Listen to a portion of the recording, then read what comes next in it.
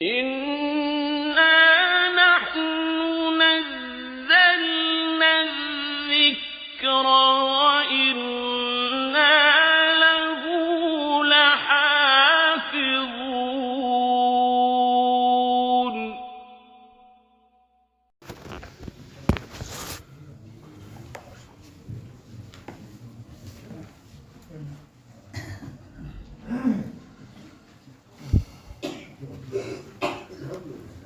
بسم اللہ الرحمن الرحیم.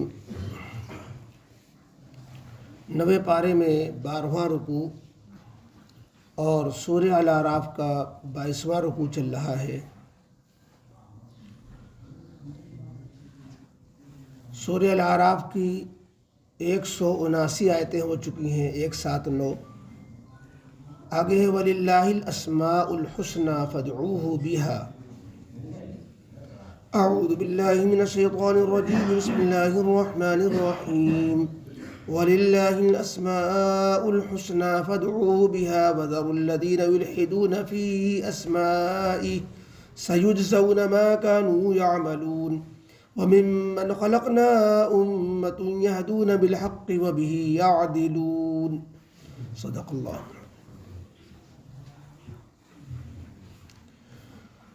اوپر کی آیتوں میں ذکر تھا ان لوگوں کا جو دنیا کے پیچھے پڑ کر کے اللہ کو، آخرت کو، اللہ کے سامنے پیشی کو بھول بیٹھے اور انہوں نے اپنی حرکتوں سے گویا یہ ثابت کر دیا کہ وہ جہنم ہی کے لیے پیدا کیے گئے ہیں.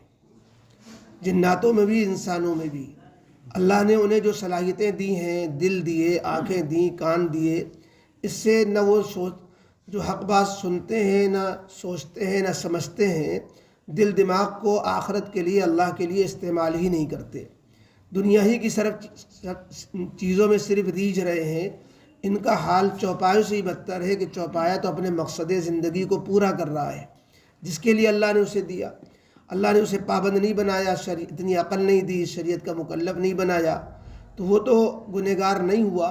لیکن انسان جس کو اللہ نے صلاحیتیں دیں، عقل دی اور اس کو احکام کا پابند بنایا، لیکن وہ اپنے مقصد سے ہٹ گیا تو وہ چوپائے سے بھی بدتر ہو گیا. اور اس کی وجہ یہ بنی کہ وہ غفلت کا شکار ہے. یہ اسباب کے اعتبار سے گمراہی کا سب سے بڑا سبب ہے غفلت ہو جانا. کس بات میں غفلت ہو جانا؟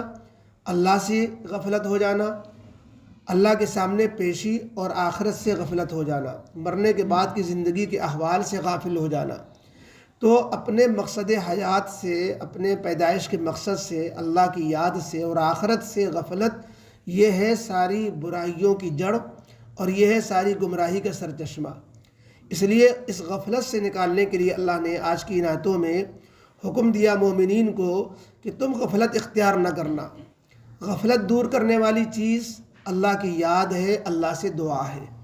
تو یہاں پر اللہ تعالیٰ نے حکم دیا کہ تم اللہ تعالیٰ سے دعا کرو، اللہ کو یاد کرو. تو اس کا طریقہ بتایا جا رہا ہے کہ اللہ تعالیٰ کو پکارو، ذکر میں بھی، دعا میں بھی. یہاں لفظ فدعوہ آیا جس کے معنی پکارنے کے آتے ہیں. ذکر کے لیے پکارنا، اپنی حاجت کے لیے پکارنا، اپنی حاجت کے لیے اللہ کو پکارنا اور اللہ کا ذکر کرنے کے لیے اللہ کے نام کو پکارنا. تو یہ جو ہے کس طریقے سے پکاریں اللہ کو، کن ناموں سے پکاریں، کیسے مخاطب کریں اللہ کو. تو اللہ تعالیٰ نے فرمایا کہ اللہ کے ذاتی نام کے علاوہ اللہ کے صفاتی نام کوئی ایک دو نہیں ہے. اللہ تعالیٰ کے صفات کمالیہ پر دلالت کرنے والے بہت اچھے اچھے نام ہیں. لہذا تم اپنے تقاضے، اپنے موقع محل کے اعتبار سے گناہ ہو گیا تو اللہ کو ستار کی، یا ستار، اے پردہ ڈالنے والے، اے جو ہے عیبوں پہ کو چھپانے والے، اللہ کی اس صفت کو یاد کرو. اللہ کی صفت مغفرت کو یا غفار، اس کو پکارو. اور اللہ تعالیٰ سے جو ہے کسی مہربانی کے طلبگار ہو، یا حنان ہو، یا منان، اے بہت احسان کرنے والے، اے بہت مہربانی کرنے والے. اسی طریقے سے اگر کسی کو جو ہے بد دعا کرنی ہے تو یا قہار ہو، یا جبار، اس نام سے پکارو. رحم کے طلبگار ہو، یا رحمان ہو، یا رحیم کہہ کر کے پکارو. تو غرض یہ کہ اللہ کے بہترین نام ہیں، لہذا اس کو، اللہ تعالیٰ کو اس ناموں کے ساتھ پکارو. دعا کے لیے بھی ان ناموں کو چنو اور اللہ کے ذکر کرنے کے لیے بھی چنو. اللہ تعالیٰ کے ذکر، اللہ کی جیسے ذات کا ذکر ہوتا ہے اور جیسے کلمے کا ذکر ہوتا ہے، لا الہ الا اللہ کا ذکر ہوتا ہے، اللہ کا ذکر ہوتا ہے، اللہ انسان کرتا ہے، ایسی اللہ کے صفاتی نام کا بھی ذکر کر سکتا ہے، یا لطیف ہو، یا فتاح ہو، یا عزیز ہو، یا رزاق ہو، یا مغنی، یا باسط۔ مختلف مقاصد کے لیے لوگ مختلف وظیفے بھی بتاتے ہیں اللہ کے ناموں کے، کہ امتحان کا زمانہ آ رہا ہے تو یا علیم ہو، یا فتاح ہو پڑھ لیا کرو، رزق کی تنگی ہے تو یا لطیف ہو، یا رزاقوں کا ورد کر لیا کرو، اگر جو ہے مقدمے کا مسئلہ ہے تو یا عزیز ہو پڑھ لیا کرو۔ اسی طریقے سے اور بھی مقاصد کے لیے اللہ کے ناموں کو یا ذکر کرنا مفید ہوتا ہے اور اللہ کے ناموں کو پکارنا۔ لیکن یہاں پر پکارنے میں اللہ نے یہ کہہ دیا کہ اللہ کے اچھے اچھے نام ہیں جو مخصوص ہے اللہ کے ساتھ۔ وَلِلَّهِ الْأَسْمَاءُ الْحُسْنَى کے معنی ہے اللہ ہی کے لیے مخصوص ہیں اچھے اچھے نام۔ کیا مطلب؟ اوروں کے لیے بھی تو اچھے اچھے نام ہوتے ہیں، انسانوں کے بھی اچھے نام ہوتے ہیں، اللہ ہی کے لیے مخصوص ہے اچھے نام۔ یہاں پر اسماء حسنہ کے معنی ہے ایسے اچھے نام جو اللہ کی ایسی صفت کمال پر دلالت کرتے ہیں کہ اس سے اونچے درجے کی آگے کی کوئی صفت سوچی نہیں جا سکتی۔ کمال کا وہ درجہ اور کمال کی وہ انتہا کہ اس کے آگے کوئی کمال ممکن ہی نہیں ہے، یہ انسان کو نہیں حاصل ہے۔ اس لیے کہ انسان کو بھی جو بھی کمالات ہیں وہ تو اپنے کمال نہیں ہیں، اور جو کمال ہے اس سے بڑھ کر ایک کو جو کمال حاصل ہے اس سے بڑھ کر دوسرے کو کمال حاصل ہے، ایک علم والے سے بڑھ کر دوسرا علم والا ہے۔ فوق کل ذی علم علیم، علم والے سے بڑھ کر علم والے ہیں، حسن والے سے بڑھ کر حسن والے ہیں، عقل والوں سے بڑھ کر عقل والے ہیں۔ تو لہذا وہ صفت کمال تو انسانوں میں جس کے آگے کوئی انتہا نہ ہو ایسی کسی انسان کو نہیں حاصل ہے۔ یہ تو صرف اللہ ہی کے ساتھ خاص ہے کہ اللہ کے ساتھ جو کمال کی صفتیں ہیں، جمال کی صفتیں ہیں، اور جو بھی صفت ہے وہ اپنے اس مقام پر ہے کہ اس کے آگے اس صفت کو سوچا نہیں جا سکتا، اس درجے کی اللہ کی صفت ہے۔ تو لہذا اللہ کے ہی لیے خاص ہے، مخصوص اللہ کے اچھے اچھے نام، لہذا تم ان ناموں کے ساتھ پکارا کرو۔ معلوم یہ ہوا کہ اللہ تعالیٰ کے اس سے دو حکم دے دیے گئے، چونکہ فدعوہ بہا، ان ناموں کے ذریعے سے اللہ کو یاد بھی کرو اور اللہ کو اپنی حاجت بھی اللہ سے مانگا کرو۔ معلوم یہ ہوا کہ حاجت مانگنے کے لیے اللہ ہی کا سہارا لینا ہے، اللہ ہی کے پاک ناموں کے ساتھ دعا کرنا ہے۔ کسی غیر اللہ کو دعا میں پکارنا، چاہے کسی ولی کو یا کسی نبی کو یا کسی اور چیز کو، یہ جائز نہیں ہے، کیونکہ اللہ کے نام کے ساتھ اللہ ہی کو پکارنے کا حکم دیا گیا۔ اور ذکر بھی غیر اللہ کا جائز نہیں ہے، یعنی ذکر کا مطلب کہ کوئی آدمی وظیفہ پڑھے اللہ کے نام کے علاوہ کا، یا کوئی آدمی مانگے، حاجت مانگے اللہ کے علاوہ سے، تو اسباب کے دائرے سے اٹھ کر جو حاجتیں پیش کی جاتی ہیں، مانگی جاتی ہیں، وہ اللہ کے ساتھ خاص ہے۔ تو یہاں دو حکم ہو گئے، ایک تو یہ کہ غفلت سے نکلنے کے لیے اللہ تعالیٰ کا ذکر خوب کرنا چاہیے چلتے پھرتے بھی، اور حدیث پاک میں بھی بہت ذکر بتلائے گئے کہ سبحان اللہ بحمدہ، سبحان اللہ العظیم، یا تیسرا کلمہ یا پہلا کلمہ یا استغفار وغیرہ۔ تو اور دوسرے کہ اللہ سے خوب دعا مانگا کرو دین کے لیے، دنیا کے لیے، تو اس سے اللہ سے ربط و کنیکشن جڑے گا۔ اور آگے یہ فرمایا کہ تم اللہ رب العزت کو پکارنے میں، اللہ کے ناموں کے سلسلے میں کج روی مت کرنا، اور ان لوگوں کا طریقہ بالکل چھوڑ دو جو اللہ کے ناموں میں ٹیڑھی چال چل رہے ہیں۔ اللہ کے ناموں میں ٹیڑھی چال چلنے کے کیا معنی ہے؟ اللہ کے ناموں میں ٹیڑھی چال چلنے کے ایک معنی تو یہ ہے کہ جو صفت اللہ کی نہیں، جو نام اللہ نے اپنے لیے نہیں استعمال کیا، ان ناموں کو، ان صفتوں کو اللہ پر چسپاں نہیں کیا جا سکتا۔ جیسے کافر لوگ جو اللہ رب العزت کا ادھورا، ناقص، غلط تصور رکھتے ہیں، تو ویسے ہی نام بھی جو ہے اپنے بھگوان کا اور اپنے ایشور کا رکھتے ہیں کہ یہ اس چیز کا مالک ہے، وہ اس چیز کا مالک ہے، اور بٹوارہ کر رکھا ہے، تو اب اس کو اس نام سے جو ہے پکار رہے ہیں، تو یہ نام اللہ پر چسپاں نہیں ہو سکتے۔ اللہ تعالیٰ کے لیے وہی نام لیے جائیں گے جو اللہ نے اپنے لیے قرآن و حدیث میں بتائے۔ اسی لیے حدیث پاک میں، ترمذی شریف میں بھی ہے، بخاری مسلم میں بھی، کہ اللہ تعالیٰ کے اچھے اچھے نام ہیں، اور ایک حدیث میں کہ اللہ تعالیٰ کے 99 صفاتی نام ہیں، اور بعض حدیث میں 99 سے زیادہ کا بھی ذکر ہے۔ تو اللہ تعالیٰ کے، اور قرآن کریم میں کئی جگہ، سورہ حشر کی آخری آیت میں جو ہے 28ویں پارے میں، جس میں واللہ الذی لا الہ الا هو عالم الغیب والشہادہ هو الرحمن هو الرحیم، بہت سارے ناموں کی صفتوں کا ذکر کیا گیا ہے۔ تو ان ناموں کو چھوڑ کر، یعنی اللہ کے جو 99 نام ہیں، یا جو نام قرآن و حدیث میں ذکر ہے، اس کے بجائے ایسے ناموں کو چسپاں کرنا، بھلے معنی کے اعتبار سے وہ بظاہر ایک معنی لگ رہے ہو، پھر بھی وہ نہیں بولا جا سکتا۔ مثلا اللہ تعالیٰ کو حکیم تو بولا گیا، اور الشافی بھی بولا گیا، هو الشافی، اللہ ہی شفا دینے والا ہے، لیکن اللہ تعالیٰ کو ڈاکٹر نہیں بول سکتے، اللہ تعالیٰ کو طبیب نہیں بول سکتے، حالانکہ ڈاکٹر بھی شفا کا ذریعہ بنتا ہے۔ تو جو لفظ اللہ تعالیٰ نے اپنے لیے نہیں بولا، اس سے ملتا جلتا لفظ بھی اللہ کے لیے نہیں بولا جا سکتا۔ اسی طریقے سے مثلا اللہ رب العزت کے لیے جواد کا لفظ بولا گیا ہے کہ اللہ بہت سخاوت کرنے والا، لیکن لفظ سخی نہیں بولا گیا ہے۔ تو اب یا سخی کہہ کر کے اللہ کو نہیں پکار سکتے، یا جواد کہہ کر کے پکار سکتے ہیں۔ کریم کے معنی، رحیم کے معنی مہربان کے آتے ہیں۔ تو یعنی ایسے الفاظ جو اللہ کے لیے نہیں بولے گئے، ان کو اپنی طرف سے بولنا، یہ بھی اللہ کے ناموں میں کجروی کہلائے گی۔ اسی طریقے سے جو اللہ تعالیٰ کی عظمت اور اللہ تعالیٰ کی بڑائی کے شاعر شان نہیں ہے جو الفاظ، وہ الفاظ بھی اللہ کے حق میں بولنا، یہ اللہ کے ناموں کے ساتھ ٹیڑھا راستہ ہوگا۔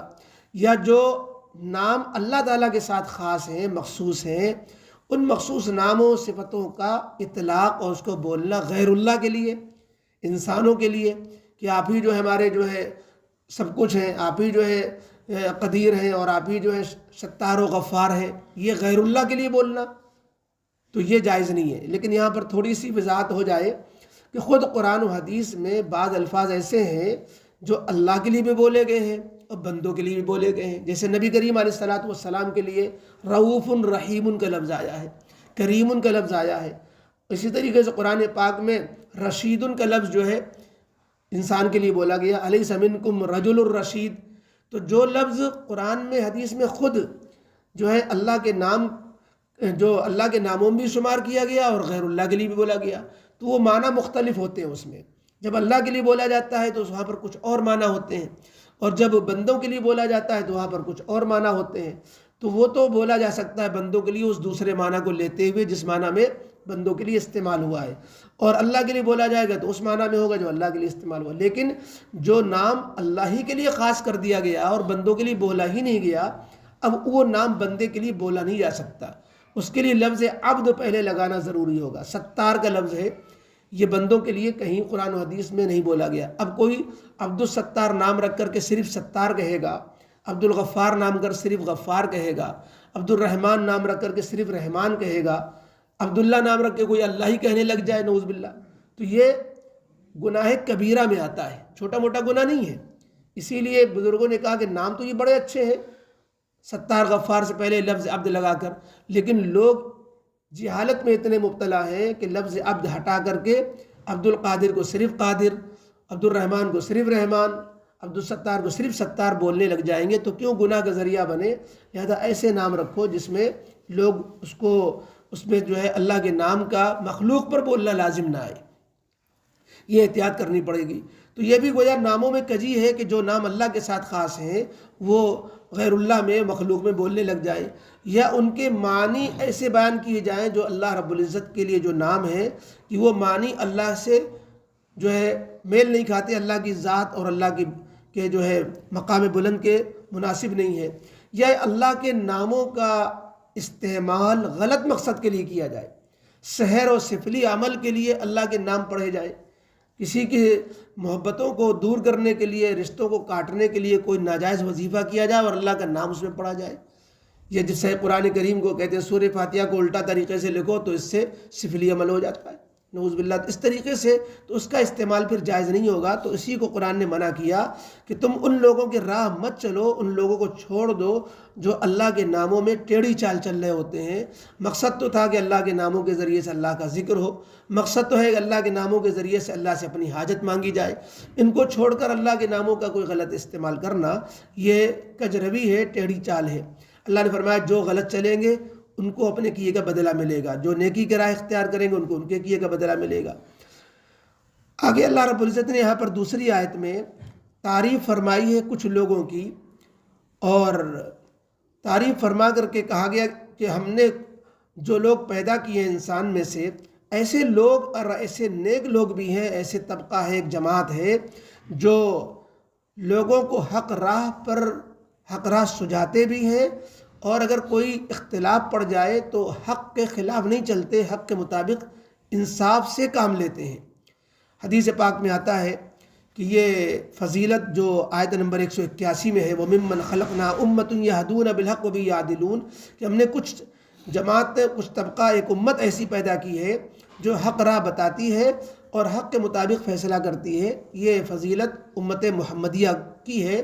اور حدیث پاک میں کہا گیا کہ اللہ تعالیٰ نے یہاں پر میری امت کی تعریف فرمائی ہے جو ہر قسم کی افراط تفریط سے، کجروی سے علیحدہ ہے، اعتدال کی راہ چلتے ہیں اور انصاف سے، اعتدال سے کام لیتے ہیں اور اسی کی طرف دوسروں کو دعوت دیتے ہیں۔ حق کی تو اوپر تذکرہ تھا جو حق کو جھٹلاتے ہیں، گویا وہ جہنمی کے لیے پیدا کیے گئے ہیں۔ اب تذکرہ ہو گیا کہ کچھ ایسے نیک بندے ہیں گویا جنت ہی کے لیے پیدا کیے گئے ہیں، لیکن ان کی صفت یہ ہونی چاہیے۔ اب اگر مسلمان اس صفت سے محروم ہو جائیں، حق نہ چلے، نہ حق لوگوں کو بتائیں اور نہ انصاف سے کام لے اور نہ جو ہے حق عدل و انصاف کے مطابق زندگی گزارے، تو ظاہر ہے کہ یہ فضیلت کی جو صفتیں تھیں اس سے محروم ہو گئے، تو فضیلت بھی ختم ہو گئی۔ فرمایا وَلِلَّهِ الْأَسْمَاءُ الْحُسْنَى، اور اللہ ہی کے ساتھ مخصوص ہے اچھے اچھے نام، فَادْعُوهُ بِهَا، لہذا تم اللہ کو یاد کرو اور اللہ سے اپنی حاجت مانگو، بِهَا، ان ناموں کے ذریعے سے۔ وَذَرُوا الَّذِينَ يُلْحِدُونَ فِي أَسْمَائِهِ، اور چھوڑ دو ان لوگوں کو جو اللہ کے ناموں میں ٹیڑھی چال چلتے ہیں، کجروی کا شکار ہیں۔ سَيُجْزَوْنَ مَا كَانُوا يَعْمَلُونَ، ان قریب و بدلہ پا کے رہیں گے ان حرکتوں کا جو وہ کر رہے ہیں۔ وَمِمَّنْ خَلَقْنَا أُمَّةً، اور ان لوگوں میں سے جن کو ہم نے پیدا کیا ایک امت ہے، يَهْدُونَ بِالْحَقِّ، جو لوگوں کو حق راہ بتاتی ہے، وَبِهِ يَعْدِلُونَ، اور حق کے مطابق ہی وہ انصاف سے کام لیتے ہیں۔ الحمدللہ رب العالمین، والصلاة والسلام علی رسول محمد وآلہ وصحبہ اجمعین۔ ربنا ظلمنا انفسنا وإن لم تغفر لنا وترحمنا لنكونن من الخاسرین۔ ربنا لا تزغ قلوبنا بعد إذ هديتنا وهب لنا من لدنك رحمة إنك أنت الوهاب۔ اللهم إنا نسألك علما نافعا وعملا متقبلا ورزقا واسعا وشفاء من كل داء۔ یا اللہ، یا رحمان، یا رحیم، یا حنان، یا منان، یا ستار، یا غفار، ہم پر اپنے فضل کا، رحم کا، کرم کا اور گناہوں پہ ستاری کا، مغفرت کا معاملہ فرما۔ اے اللہ جو ہم پڑھتے ہیں، سنتے ہیں، اے اللہ ہم سب کے دلوں میں اس کو اتار کر اے اللہ اس پر عمل کی بھی توفیق نصیب فرما، اپنے تعلق میں، اپنی معرفت میں اضافے کا ذریعہ بنا۔ اے اللہ قرآن کریم کا نور ہمارے دلوں میں اتار کر، اے اللہ قرآن کریم کی معرفت پیدا فرما۔ اے اللہ میدان محشر میں قیامت کو ہم سب قرآن کریم کو ہم سب کا سفارشی بنا، صاحب قرآن نبی کریم علیہ السلام کو اے اللہ ان کی شفاعت کے دامن میں ہم سب کو جگہ نصیب فرما۔ اے اللہ ہم سب پر اپنے رحم کا، کرم کا معاملہ فرما۔ اے اللہ تمام بیماروں کو شفا نصیب فرما، تمام ضرورت مندوں کی ضرورتیں پوری فرما، تمام پریشان حالوں کی پریشانی دور فرما، تمام مقروضوں کی قرضے کی ادائیگی کی شکلیں پیدا فرما۔ اے اللہ سارے محتاجوں کی حاجتوں کو پورا فرما۔ اے اللہ اپنے نیک بندوں میں شامل فرما، دنیا آخرت ہر اعتبار سے ہم سب کو سرخرو فرما۔ ربنا تقبل منا انك انت السميع العليم وتب علينا انك انت التواب الرحيم۔ سبحان ربك رب العزة عما يصفون وسلام على المرسلين والحمد لله رب العالمين۔